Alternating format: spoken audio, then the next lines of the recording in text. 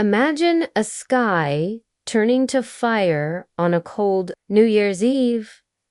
A small plane carrying a man who once made millions smiled spirals toward the earth. And in minutes, a legend is gone. The questions haunted us for years. Was it an accident?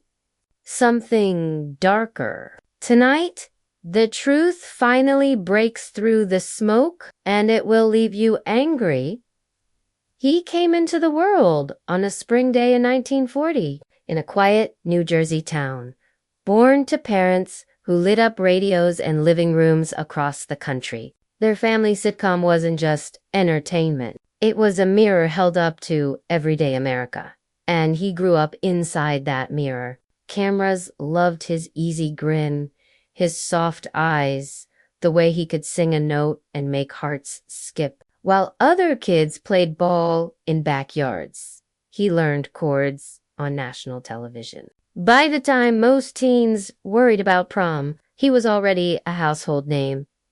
Rock and roll was still the devil's music to some when he stepped up to the microphone. His first recorder bright, bouncing cover shot straight to #1. Suddenly, the boy from the Wholesome Family Show had a guitar slung low and a voice that slid over melodies like warm honey. Hits poured out, aching ballads about lonely nights, upbeat promises of roads He sold millions before he could legally drink. On living room screens, he brought the new sound right past suspicious parents and into eager teenage ears. Years later, bigger bands would thank him for paving the way. But tides turned. By the middle 60s, the charts wanted louder, wilder, stranger. Instead of chasing trends, he leaned into something earthier: steel guitars, honest lyrics, the wide-open ache of country rock. He built a new band, cut a single about refusing to bow to booze, and watched it climb again. The message was simple: stubborn, brave, sing what matters, even if the crowd walks out. Movies called too. He rode alongside the toughest cowboy in Hollywood, traded jokes with comedy kings, played outlaws and lovers. Every role felt effortless, like the camera couldn't look away. Guest spots, TV, movies, a family project written by his dad. Each credit proved the kid could act as cleanly as he sang. Fame that broadcasts long shadows. Teenage girls screamed. Mothers wrote letters. His own mom, fierce and watchful, vetted every date. She wanted polish, legacy, focus. Then came the girl who passed every test, daughter of a football hero and a silver screen beauty. Families already braided together by friendship and flashbulbs. Their wedding felt scripted for magazines, 2 golden bloodlines for beautiful children to follow.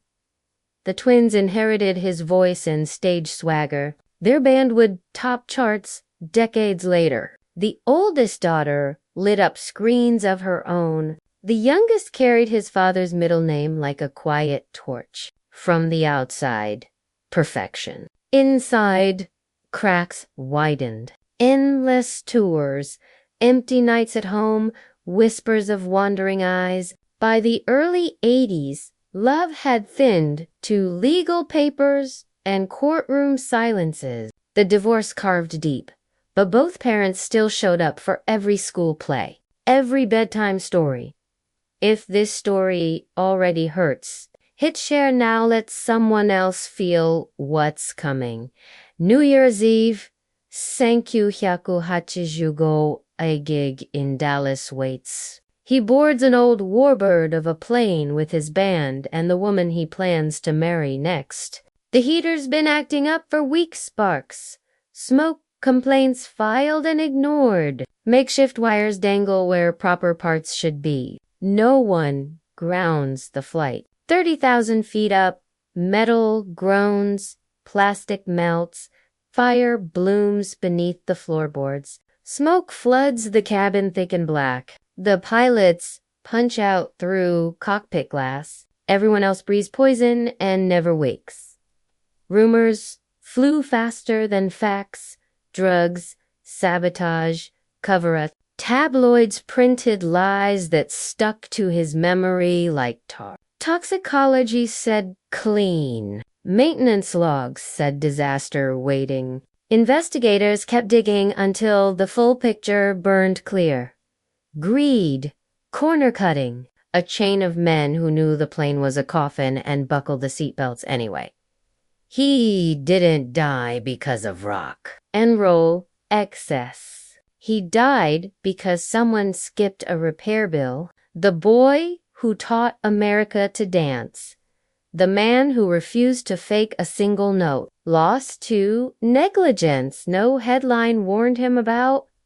His songs still play. His kids still create. But every time an old clip flickers those bright eyes, that gentle half-Smillinger flickers too. We protect strangers on highways with stricter rules than guarded this icon in the sky. The mystery is solved, and the answer is worse than silence.